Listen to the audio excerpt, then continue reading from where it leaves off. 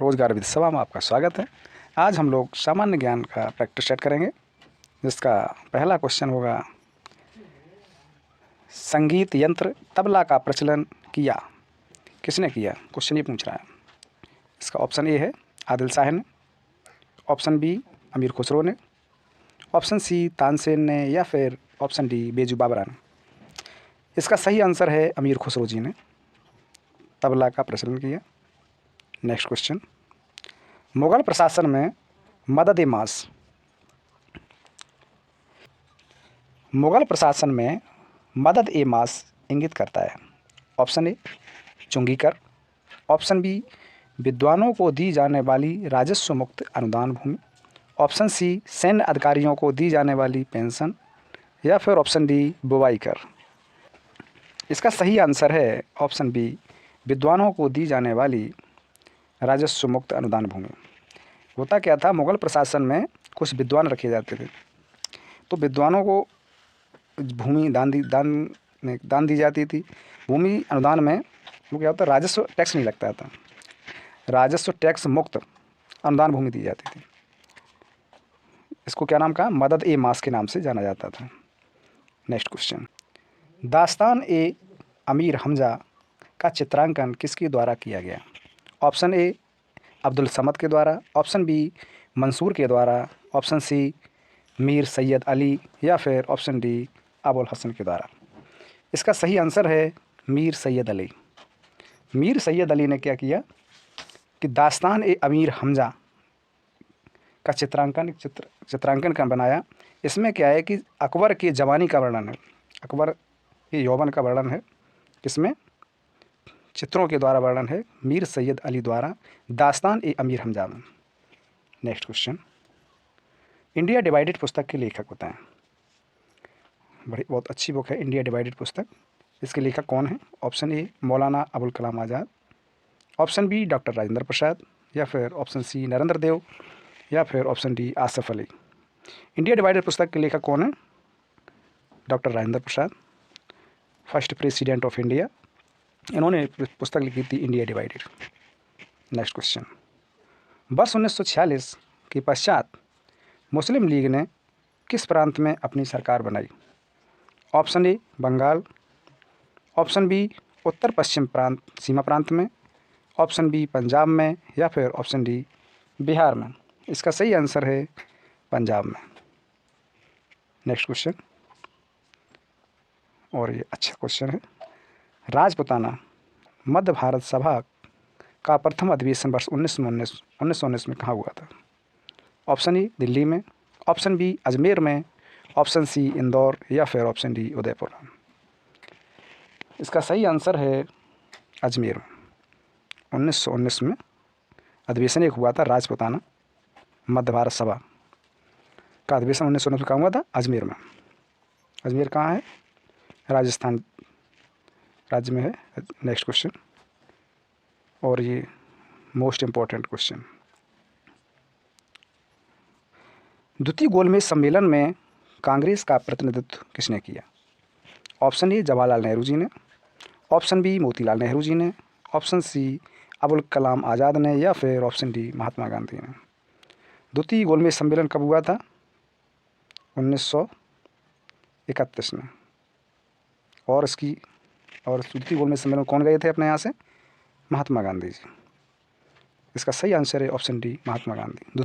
तीन गोलमेज सम्मेलन हुए थे, और तीनों गोलमेज सम्मेलनों में कौन गए थे? अगर पूछा जाता है तो बाबा साहब भीमराव अम्बेडकर जी गए थे, और द्वितीय गोलमेज सम्मेलन में गए थे अपने महात्मा गांधी जी, वो भी 1931 में।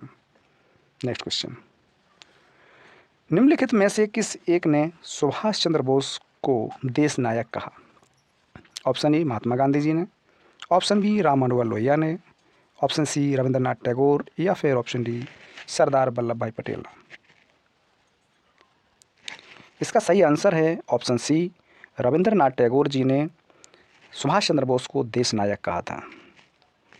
नेक्स्ट क्वेश्चन, 1857 की क्रांति निम्नलिखित नेताओं में से किसका वास्तविक नाम रामचंद्र पांडुरंग था? ऑप्शन ए कुंवर सिंह जी का, ऑप्शन बी नाना साहब का, ऑप्शन सी तात्या टोपे का, या फिर ऑप्शन डी मंगल पांडे का। इसका सही आंसर है ऑप्शन सी तात्या टोपे। तात्या टोपे जी का दूसरा नाम क्या था? तात्या टोपे का वास्तविक नाम था रामचंद्र पांडुरंग। नेक्स्ट क्वेश्चन, और ये करंट का क्वेश्चन है। सब्जी उत्पादन में भारत का स्थान पूछ रहा है, कौन सा स्थान है? ऑप्शन ए प्रथम स्थान, ऑप्शन बी द्वितीय स्थान, या ऑप्शन सी चतुर्थ स्थान, या फिर ऑप्शन डी पंचम स्थान। सब्जी उत्पादन में भारत का कौन सा स्थान है? द्वितीय स्थान है। इसका सही आंसर है ऑप्शन बी द्वितीय स्थान। अब आपके दिमाग में क्वेश्चन चल रहा होगा कि सब्जी उत्पादन में भारत का जब द्वितीय स्थान है तो पहला स्थान किसका है? पहला स्थान है चीन का, अपना पड़ोसी देश चीन। चीन सब्जी उत्पादन में कैसे है? पहले नंबर पर है, और दूसरे नंबर पर अपना भारत है। नेक्स्ट क्वेश्चन, बक्सा बाघ परियोजना, बक्सा टाइगर प्रोजेक्ट भारत के किस राज्य में स्थित है? ऑप्शन ए मध्य प्रदेश में, ऑप्शन बी राजस्थान में, ऑप्शन सी गुजरात, या फिर ऑप्शन डी पश्चिम बंगाल। इसका सही आंसर है पश्चिम बंगाल, ऑप्शन डी। बक्सा टाइगर प्रोजेक्ट कहाँ पर है? ये पश्चिम बंगाल में है। और नेक्स्ट क्वेश्चन, भारत के जिस राज्य में उसके क्षेत्रफल का अधिकतम प्रतिशत राष्ट्रीय उद्यानों के अंतर्गत आता है वह है। ये पूछ रहा है कि सबसे ज़्यादा राष्ट्रीय उद्यानों कहाँ हैं। उद्यानों का प्रतिशत अगर देखा जाए, उस एरिया में सबसे ज़्यादा राष्ट्रीय उद्यान है तो कौन सा राज्य है वो? Option A Uttar Pradesh, option B Tripura, option C Sikkim, या फिर ऑप्शन डी बिहार। इसका सही आंसर है ऑप्शन सी सिक्किम। सिक्किम में क्या है कि राष्ट्रीय उद्यानों का प्रतिशत सर्वाधिक है। नेक्स्ट क्वेश्चन, भारत का वह राज्य जो कपास, मूंगफली, नमक व दूध उत्पादन में प्रथम स्थान पर है। इसका option A Maharashtra, option B Punjab, option C Rajasthan, या फिर ऑप्शन डी गुजरात। भारत का कौन सा राज्य कपास, मूंगफली, नमक, तीनों में तो है लेकिन दूध उत्पादन में नहीं है, दूध उत्पादन में नहीं है। इसका सही आंसर है गुजरात। गुजरात में किस में है? कपास में है, मूंगफली में है, नमक में है, लेकिन दूध में क्या? दूध में कौन सा है? दूध में अगर पूछा जाता है तो अपना उत्तर प्रदेश है। उत्तर प्रदेश दूध उत्पादन में पहले स्थान पर है। नेक्स्ट क्वेश्चन,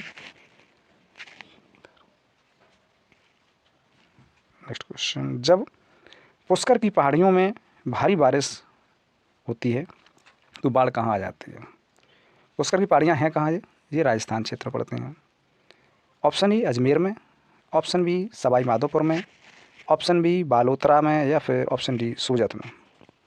इसका सही आंसर है अजमेर में। अजमेर में बाढ़ आ जाती है। जब पुष्कर की पहाड़ियों में भारी बारिश होती है तो बाढ़ कहाँ आ जाती है? अजमेर ज़िले में। नेक्स्ट क्वेश्चन, मिश्रित कृषि में सम्मिलित है। ऑप्शन ए विभिन्न फसलों को योजनाबद्ध तरीके से उगाना, ऑप्शन बी रबी एवं साथ साथ खरीफ फसलों को उगाना, या फिर ऑप्शन सी कई तरह की फसलें उगाना तथा पशुपालन भी करना, या फिर ऑप्शन डी फलों को उगाना तथा सब्जियों को उगाना। इसका सही आंसर है कई तरह की फसलें उगाना तथा पशुपालन भी करना। ठीक है, इसका सही आंसर क्या है? मतलब फसलें भी उगाना है और खेतीबाड़ी करनी है और पशुपालन भी करना है, तब इसको कहा जाएगा मिश्रित कृषि। नेक्स्ट क्वेश्चन, मोका कॉफ़ी कहाँ उगाई जाती है? क्वेश्चन ये पूछ रहा है मोचा बोलते हैं उसको, मोचा बोलते हैं वहाँ पर, मोका लिखा है, मोचा कॉफ़ी है। मोचा कॉफ़ी कहाँ उगाई जाती है? ऑप्शन ए इराक में, ऑप्शन बी ब्राज़ील में, ऑप्शन सी अर्जेंटीना, या फिर ऑप्शन डी यमन।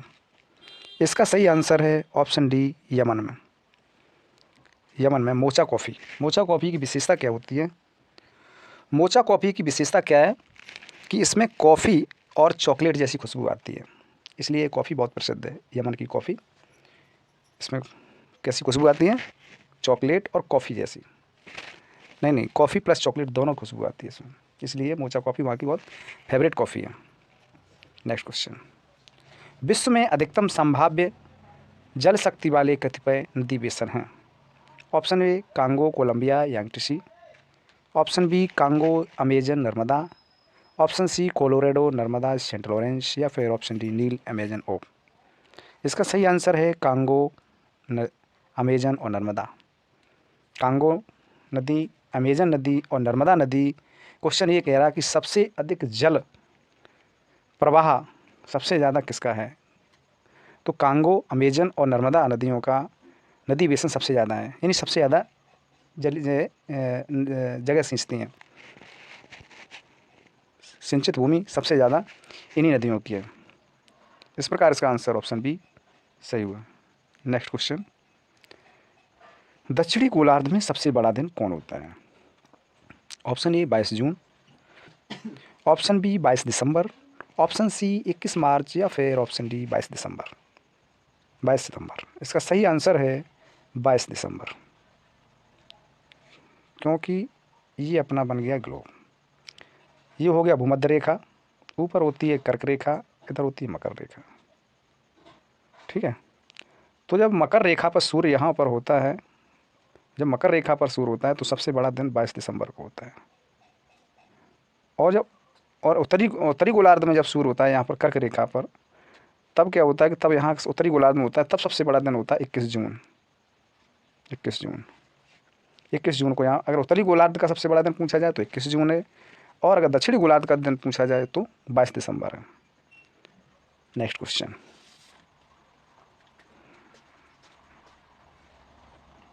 निम्नलिखित कथनों पर विचार करना है और विचार करके ये बताना है कि कौन सा सही है या कौन सा गलत है, ये बताना है। तो विचार करिए। कथन एक है, भारत में उच्च न्यायालय के न्यायाधीश को हटाने के लिए रीति उच्चतम न्यायालय के न्यायाधीशों को हटाने की रीति के समान है। क्या यह सही है या गलत? कथन दूसरा है, उच्च न्यायालय का कोई स्थायी न्यायाधीश अपने पद से सेवानिवृत्ति के पश्चात भारत में किसी भी न्यायालय या किसी प्राधिकारी के समक्ष अभिवचन नहीं कर सकता। बताइए इसमें कौन सा उपरोक्त कथनों में से कौन सा सही है? ऑप्शन ए केवल एक सही है, या फिर ऑप्शन बी केवल दो सही है, ऑप्शन सी एक और दो दोनों सही है, या फिर ऑप्शन डी ना तो एक सही है ना तो दो सही है। इसका सही आंसर क्या है? इसका सही आंसर है ऑप्शन सी, दोनों सही है, क्योंकि उच्च न्यायालय के न्यायाधीश को हटाने की जो नियम है वही उच्चतम न्यायालय को हटाने के नियम है। इसका मतलब दोनों के नियम समान हुए। उच्च न्यायालय का कोई स्थायी न्यायाधीश अपने पद से अगर सेवानिवृत्त हो जाता है तो भारत में कहीं भी या किसी भी न्यायालय में वह वकालत नहीं कर सकता। ये इसका मतलब ये दोनों सही हैं। नेक्स्ट क्वेश्चन, कौन सा कथन अब की बार पूछ रहा है कि कौन सा कथन गलत है, ये बताना है। कौन सा कथन गलत है अब की बार ये बताना है आपको। ऑप्शन ए, राज्यसभा धन विधेयक को अस्वीकार कर सकता है। और कथन दूसरा है, राज्यसभा धन विधेयक पर सिफारिशें कर सकती है। कथन तीसरा है, राज्यसभा धन विधेयक को अस्वीकार नहीं कर सकती है। कथन चौथा है, राज्यसभा को धन विधेयक 14 दिन के भीतर लोकसभा को लौटाना चाहिए। कथन पाँचवा है, राज्यसभा धन विधेयक में, बताइए इसका सही ऑप्शन 2, 3, 4 सही हैं, या फिर ऑप्शन बी 1 तो 5 सही हैं, या फिर ऑप्शन सी 1 और 5 सही हैं। बताइए इसमें कौन सा सही है? इसमें ऑप्शन सी 1 और 5 सही है, केवल 1 और 5, बाकी गलत है। ठीक, अब ये क्वेश्चन अच्छी तरीके से पढ़ना। क्या पूछा गया कि गलत हैं, गलत बताना है ना कि सही बताना है। कौन से कथन गलत हैं? 1 और 5 गलत हैं। राज्यसभा धन विधेयक को स्वीकार कर सकती है, राज्यसभा धन विधेयक को स्वीकार नहीं कर सकती है, ये गलत है कथन। और पाँचवा कथन, राज्यसभा धन विधेयक में संशोधन कर सकती है, ये भी कथन गलत है। और पूछा गया है कौन सा कथन गलत है, तो 2 कथन गलत है। इसका सही आंसर हुआ ऑप्शन सी, 1 और 5 गलत हैं। क्योंकि राज्यसभा धन विधेयक सिफारिश कर सकती है, राज्यसभा धन विधेयक को अस्वीकार नहीं कर सकती है, ये नियम है। राज्यसभा धन विधेयक को 14 दिन के भीतर लोकसभा को लौटा देती है, लौटाना चाहिए, ये कर्तव्य है। तो इसका सही आंसर ऑप्शन सी, 1 और 5 गलत हुआ।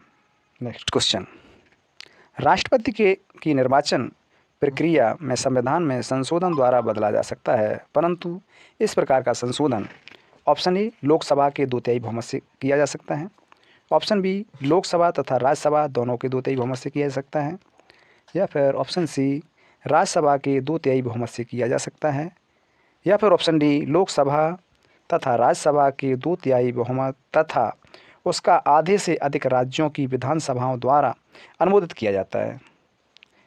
इसका कौन सा आंसर सही है? इसका सही आंसर है ऑप्शन डी, क्योंकि लोकसभा राज्यसभा के 2/3 बहुमत, राज्यसभा प्लस लोकसभा के 2/3 बहुमत तथा उससे उसका आधे से अधिक राज्यों की विधानसभा द्वारा अनुमोदित किया जाना आवश्यक है, तब राष्ट्रपति की निर्वाचन प्रक्रिया में संशोधन किया जा सकता है। नेक्स्ट क्वेश्चन, प्रधानमंत्री ग्राम उदय योजना का कौन सा अवयव नहीं है? ऑप्शन ए प्राथमिक शिक्षा, ऑप्शन बी प्राथमिक स्वास्थ्य, ऑप्शन सी पोषण, या फिर ये सभी। इसका सही आंसर क्या है? पहली बात तो ये क्वेश्चन ये गलत है, जो नहीं शब्द है ये नहीं लगना चाहिए, क्योंकि प्रधानमंत्री ग्रामोदय योजना का कौन सा अवयव है ये क्वेश्चन होना चाहिए। प्राथमिक शिक्षा भी है, प्राथमिक स्वास्थ्य भी है, पोषण भी है, तो इस प्रकार के ये सभी है। इस प्रकार से ऑप्शन डी इसका सही आंसर है। नेक्स्ट क्वेश्चन, राष्ट्रीय नियोजन में रोलिंग प्लान की अवधारणा लागू की गई। रोलिंग प्लान कब आया था? जी आया था 6वीं पंचवर्षीय योजना में। 6वीं पंचवर्षीय योजना कब थी? ये 78 तक चली थी। उसके बाद 78 से लेकर 1978 से लेकर 1980 के बीच आया था रोलिंग प्लान। 1978 से 1980 के बीच आया रोलिंग प्लान। तो रोलिंग प्लान ये कौन लेकर आया था ये पूछ रहे हैं।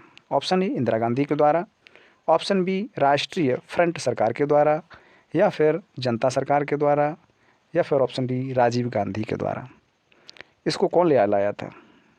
इसका सही आंसर है जनता सरकार। जनता सरकार थी, वो रोलिंग प्लान लेकर आई थी 6वीं पंचवर्षीय योजना के बाद। नेक्स्ट क्वेश्चन, और ये रोलिंग प्लान कितने साल का? 1-1 साल का था। 1 साल का प्लान, फिर उसके बाद दूसरी साल का प्लान, यानी पंचवर्षीय योजना को उसने स्थगित कर दिया था और रोलिंग प्लान लागू किया था, लेकिन ये सफल नहीं हुआ। फिर से उसके बाद पंचवर्षीय योजना लागू की गई। 80 के बाद फिर से पंचवर्षीय योजना को लागू कर दिया गया। इस प्रकार इसका सही आंसर होता है ऑप्शन सी जनता सरकार के द्वारा। नेक्स्ट क्वेश्चन, यदि भारतीय रिजर्व बैंक के द्वारा नगद कोष अनुपात में कमी की जाए, यानी ये क्वेश्चन कह रहा है कि यदि भारतीय रिजर्व बैंक के द्वारा आरबीआई के द्वारा, आरबीआई क्या कर रहा है, नगद कोष अनुपात यानी सीआरआर, ये इकोनॉमी का क्वेश्चन है।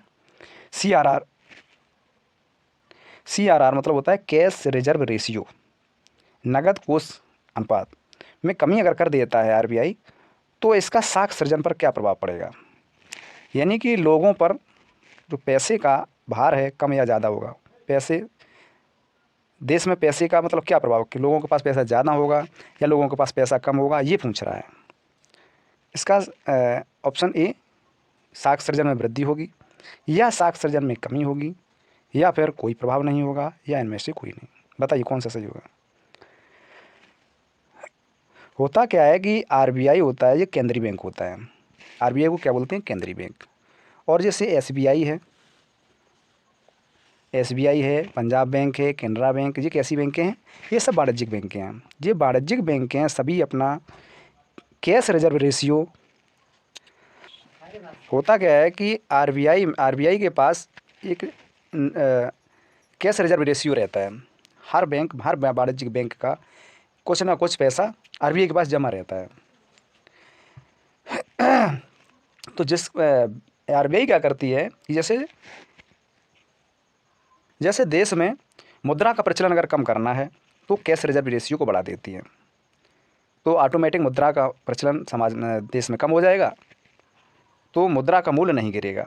और अगर यही कैश रिजर्व रेशियो अगर ज़्यादा बढ़ा देगी, कम कर देगी, कम करने से क्या होगा कि वाणिज्यिक बैंकों का पैसा कम जमा होगा आरबीआई के पास। जब कम जमा होगा तो वो देश में ज़्यादा बांटेगी, ज़्यादा लोन देगी ग्राहकों को। जब ज़्यादा लोन देगी तो देश में पैसे की बढ़ोतरी होगी, पैसे का मूल्य डाउन होगा, महंगाई बढ़ेगी तो इससे क्या पड़ेगा, साख सृजन पर क्या प्रभाव पड़ेगा कि इसका साख सृजन पर वृद्धि होगी। यानी साख सृजन का मतलब है कि देश में पैसे की अधिकता होगी। इसका इस प्रकार सही आंसर हुआ ऑप्शन ए, वृद्धि होगी। ठीक है, अगर उसको जैसे महंगाई कम करनी है, जब महंगाई कम करनी होती है तो क्या करता है कि कैश रिजर्व रेशियो बढ़ा देता है,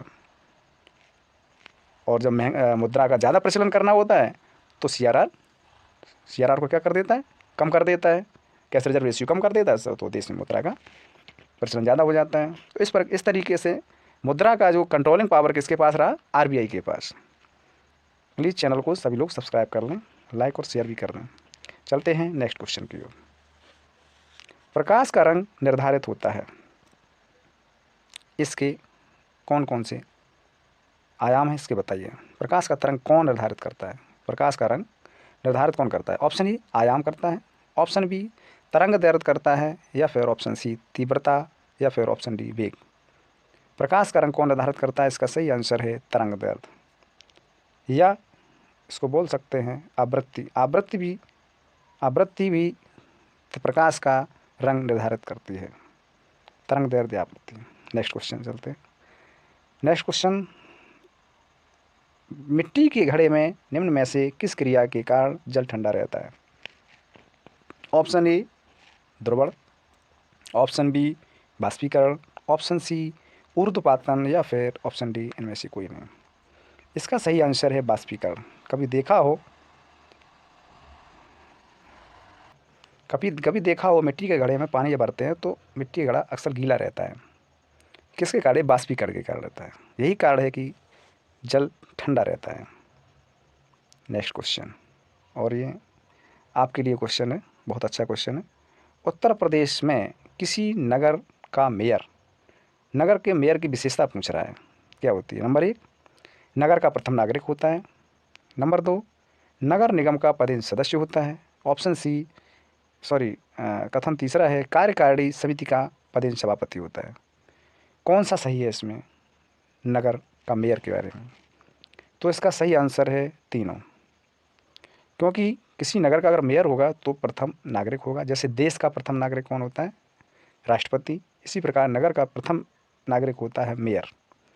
नगर निगम का पदेन सदस्य होता है, बिल्कुल बात सही है, और कार्यकारिणी समिति का पदेन सभापति भी होता है। इस प्रकार इसका सही आंसर ऑप्शन बी। और ये बहुत अच्छा क्वेश्चन है, यूपी का क्वेश्चन है। सूची 1 और सूची 2 में मिलान करना है। सूची 1 में नगर है और सूची 2 में है हवाई अड्डे। कौन सा हवाई अड्डा कहाँ पर है? लखनऊ में कौन सा हवाई अड्डा है, बनारस में कौन सा हवाई अड्डा है, वो कानपुर में, और आगरा में कौन सा हवाई अड्डा है? लखनऊ में तो सबको पता होगा, लखनऊ में कौन सा हवाई अड्डा है? अमौसी हवाई अड्डा है। कानपुर का भी पता होगा, कानपुर में चकेरी हवाई अड्डा है। आगरा का खेरिया हवाई अड्डा है, और वाराणसी का बाबतपुर हवाई अड्डा है। तो इस प्रकार इसका सही आंसर कौन सा हुआ?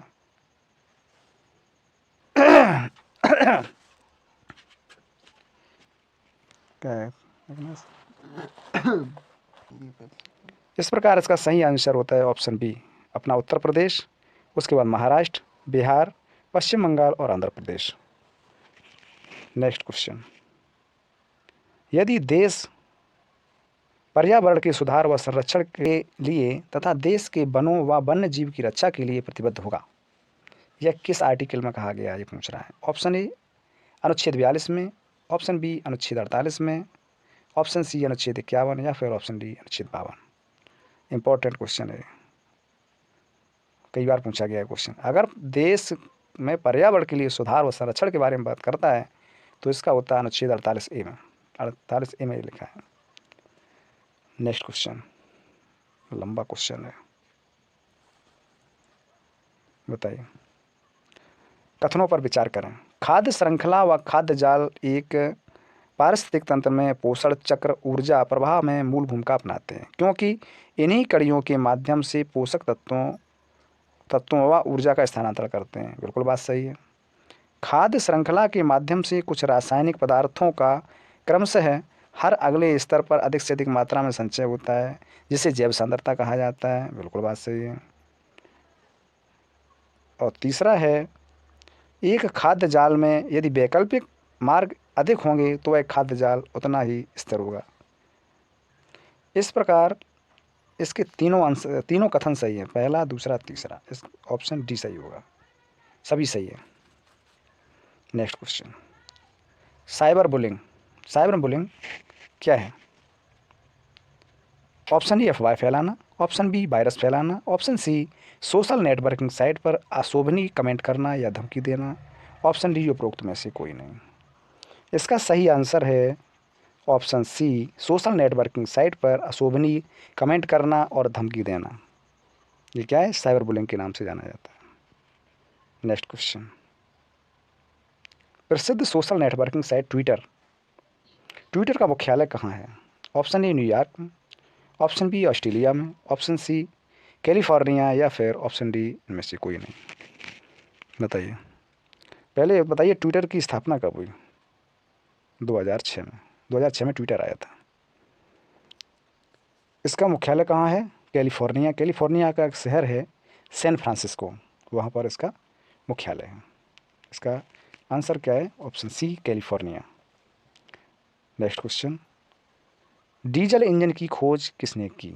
ऑप्शन ए मैक्स डीजल ने, ऑप्शन बी रुडोल्फ डीजल ने, या फिर ऑप्शन सी ए और बी दोनों, या फिर ऑप्शन डी उपरोक्त में से कोई नहीं।